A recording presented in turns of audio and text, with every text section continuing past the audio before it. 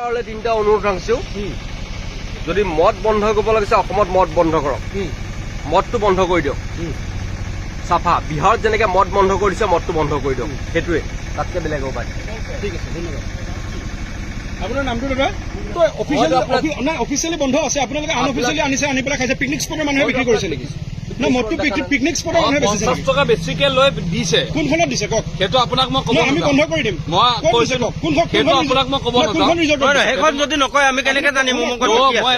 মই সেইখনক ক'ব লাগিব কোনখনত বিকিছে আপুনি কথাষাৰ ফোন নক'ব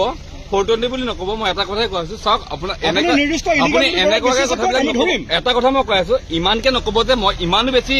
মানে আউটষ্টেণ্ডিং হৈ অহা নাই মই নিজৰ এটা লিমিটত খাই আহিছো সেইটো কথা দাদা আপোনাক প্ৰথম আমি ৰেকৰ্ডিঙে কৰা নাছিলো কৰক আপুনি ৰেকৰ্ডিং কৰক মোৰ ৰেকৰ্ডিং কৰক মোৰ তাত একো প্ৰব্লেম নাই কিন্তু এটা কথা আপোনালোকে প্ৰথম কথাটো হ'ল আপুনি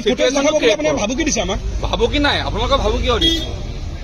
ভালকে কওক না কথাটো হ'ল কি প্ৰথম বস্তু নহয় আপুনি অভিযোগ উত্থাপন কৰিছে তাতে বন্ধ কৰিব লাগে তাতে আপুনি ক'ত পালে কোনে দিলে ক'ৰ পৰা ল'লে নহয় কিন্তু আমি গম নাপাওঁ আপুনি কওক কোনে দিলে আপোনাক ইয়াত কৈ একো লাভ নাই নকলে আমি কেনেকে জানিম আপোনালোকে ফুটেজ খাইছে অলমষ্ট তো কৈ লাভ নাই একো